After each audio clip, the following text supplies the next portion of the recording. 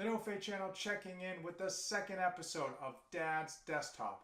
In this episode, I'll be dusting off my 12-year-old engineering degree and attempting to upgrade this 2010 desktop.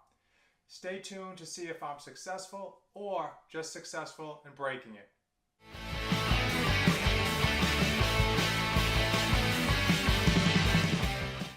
On the first episode of Dad's Desktop, we proved that a few simple steps can boost performance on a lagging PC.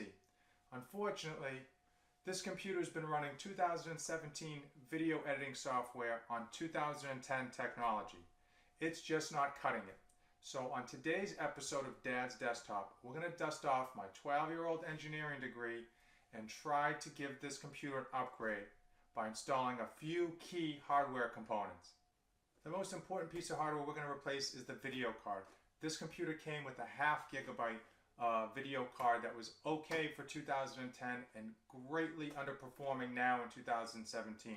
So for $60, we got a GT730, 2 gigabytes of DDR3 RAM on board, and when I compared it on GPU Boss, we went from a score of 4.4 to 7.1. So we should see a huge bump in performance, even though this is not even close to top of the line for video cards.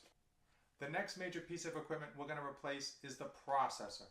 This computer came with an AMD Phenom quad-core 910, a good, fast, and energy-efficient processor that has given us over 7 years of reliability. We are going to replace it with a used, older AMD Phenom 965. Now, we got this for $49 on Amazon, used, and we should see a good bump in performance. The only caveat is it will take more energy and it will generate more heat. To combat the increased heat from the new processing unit, and because we're going to be taking out the old stock fan anyway to get to the processing unit, we'll be placing in a new Coolmaster Hyper Fan. This cost $30 new. I got this off of Amazon, and it should have better airflow than the stock fan that came with this thing back in 2010.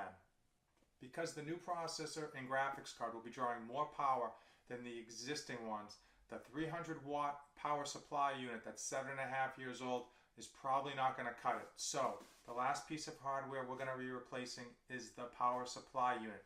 We got this cheap $21 450 watt power supply unit, and even though it's by no means top of the line, it should do the trick. I'll be completely honest, I'm a little bit nervous I'm going to brick my computer. So I did back up all my important files and programs. I've never done an upgrade on a desktop before, so this is either going to be a banner day or a black eye for the UMass engineering program.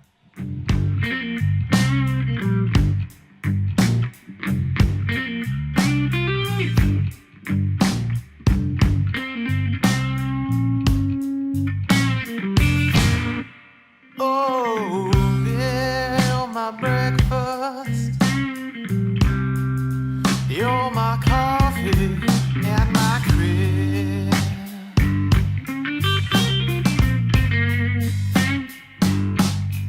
Oh, yeah, you're my breakfast.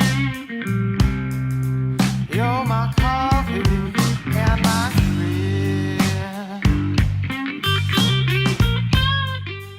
My engineering degree is certainly suspect, because the computer upgrade went off the rails right from the start.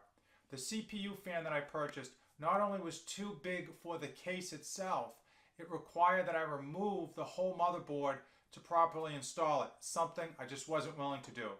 So I returned it and I got a smaller but still more effective CPU fan than the one that came with the computer. Also, in hopes of keeping the case cool and prevent heat buildup on the CPU, I got a better and improved exhaust fan. When it was all said and done, I spent $164 in computer parts, and I did see a noticeable improvement across the 3 different benchmarks that we ran.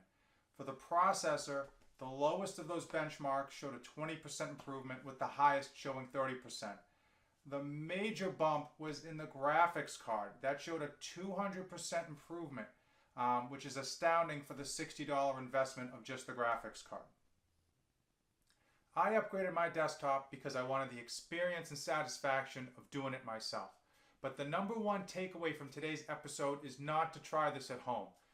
Buying a new computer is so inexpensive if you go to a box store and you're not looking for anything really top of the line for editing 4K video and stuff like that. It's really affordable.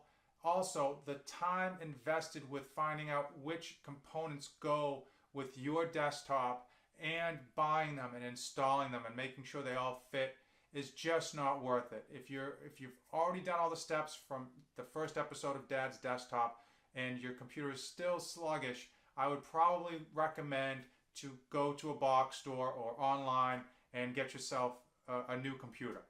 The only reason you would want to upgrade your desktop yourself is if you've had prior experience with upgrading computers and you know what you're doing, and or more importantly, you want to save a ton of money.